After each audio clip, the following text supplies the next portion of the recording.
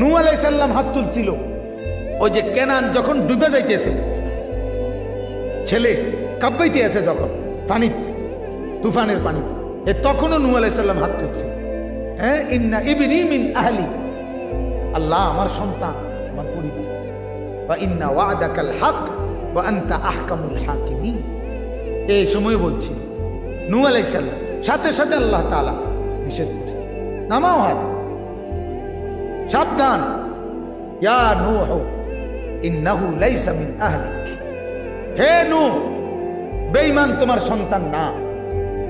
আল্লাহ direct বলছে, এটা কোনো ফুতে না তো,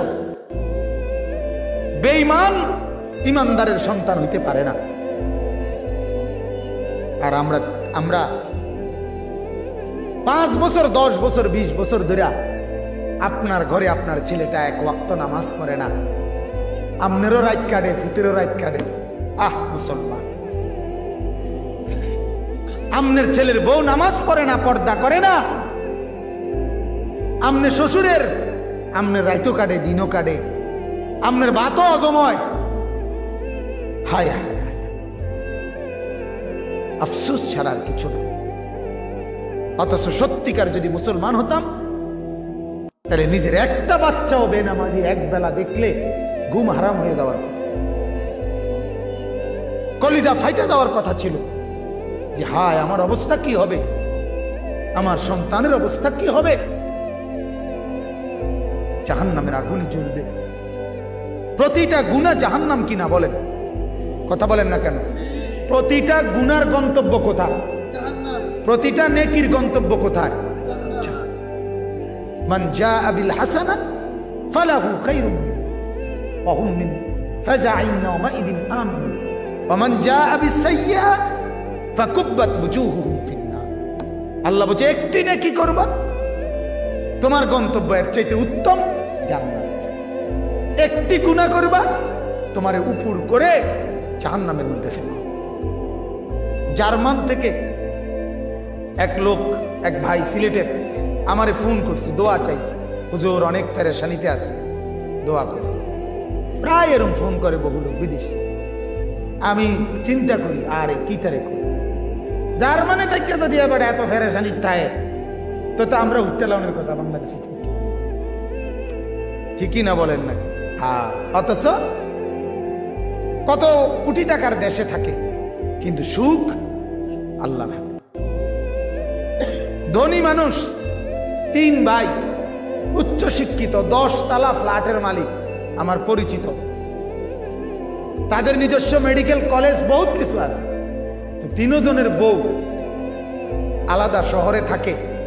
এই 3 ভাই উচ্চ শিক্ষিত, তাদের বাচ্চা নিয়ে কাজের মহিলা রাখছে 5,000 টাকা দিয়া, 5,000 টাকা দিয়া কাজের মহিলা রাইন্দা দেয়, এটা রাখা ভক্সি গাড়িতে চলে। এটা জিন্দিগি? কথা বলেন না, এটা জীবন? এই টাকার কি অর্থ আছে? এমন 100 কোটি টাকা ব্যাংকে থাকলে কি ফায়দা? এজন্য বাপ, এটাই বুঝাইতে চাচ্ছি।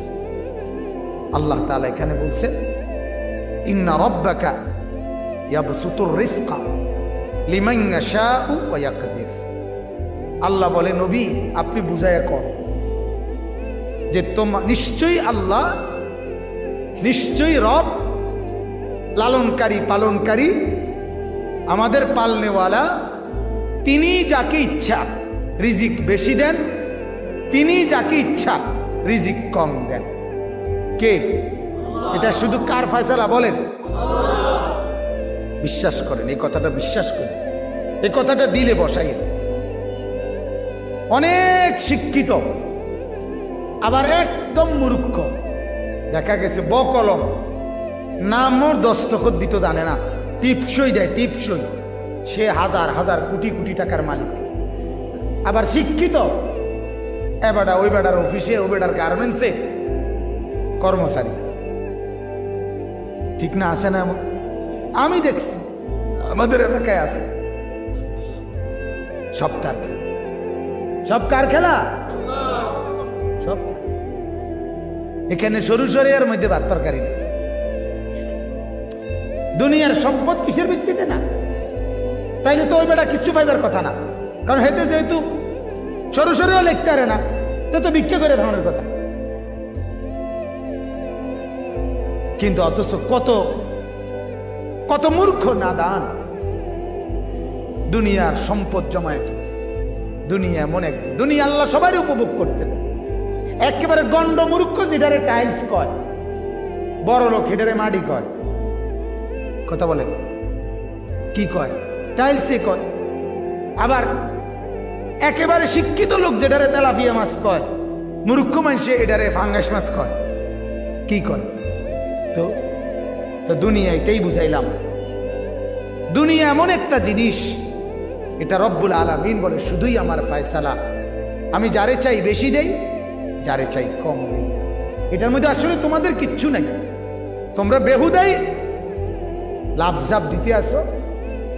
আমাদের এক এক মুসলমান আমরা এ দুনিয়া সাজাইতে গিয়া সামান্য অটো চালায়, সিএনজি চালায়, রিক্সা চালায়, চা দোকানদারি করে, ক্ষেত খামারে কাজ করে। এই সামান্য একটু কাজ করে অভাবও দূর করতে পারে না, কিস্তিও দূর হয় না, কিন্তু আল্লাহকে নারাজ করে রাখে বছরের পর বছর। নামাজের সময় মেলে না। আমি তো বলি নাফরমান, আরো 1-2 বছর না, 100 বছরও যদি তুই আল্লাহকে নারাজ করে সেজদা বিহীন তুই দুনিয়া সাজাস, তোর দুনিয়ার চাহিদা, দুনিয়ার প্রশান্তি দিলে কশ্চিন কালো আসবে। আল্লাহকে নারাজ করে দুনিয়ায় তৃপ্ত হওয়া যায় না, তৃপ্ত হওয়া যায়। গুনার মধ্যে কোনো ইজ্জত পাওয়া যায়। আপনি দেখেন না, যত ছেলে নামাজ পড়ে না, আপনি তারে একটা নজর তার দিকে চাইয়া দেখেন, তার মানুষের সুরত লাগে। দেখেন আপনি যতগুলো ছেলের চুল জঙ্গলি, এদের চুলের মধ্যে কোনো ভদ্রতা, পৃথিবীর কোন সভ্য মানুষ, পৃথিবীর কোন সভ্য হুজুর লাগতো না, এমনি ভালো মানুষ লোকটা। ওই লোকটারে দেখায় জিজ্ঞাসা যে এই জঙ্গলি চুল এগুলো কোনো মানুষের সুরত লাগে। গুনার মধ্যে দুনিয়া তো ইজ্জত নাই, গুনার মধ্যে আখেরাতেও কি নাই। খারাইয়া মুতে যে জানোয়ার, ওই জানোয়ারকে পৃথিবীর কোন মানুষ তাকে ভদ্রলোক বলবে? বলেন আপনি? সে আমেরিকার থেকে ডিগ্রি আনুক না, অসুবিধা কি? গুনার মধ্যে দুনিয়াতে দোস্ত ইজ্জত নেই। এই যুবক ছেলেরা তুমগরও বল, জীবন মানে 1 প্লেট খিচুড়ি, জিন্দিগি মানে 2টা জিলাপি, জিন্দিগি মানে 1 প্যাকেট বিরিয়ানি। আহা, ঠিক। অনেক ছেলে পেলে এটাই ভাবে জীবন মানে একটা মোবাইল, জীবন মানে ফেসবুক, জীবন মানে নর্তকী দেখা, জিন্দিগি মানে রাত দিন অস্থিরতায় ডুবে থাকা, জীবন মানে নষ্ট বন্ধুদের সাথে আড্ডা দেওয়া, জীবন মানে খারাইয়া মতুন্নাদের সাথে বান্দরামি করা, এর নাম জিন্দিগি। এভাবেই রাত কাটে, এভাবেই দিন কাটে। আহা, হায় হায়।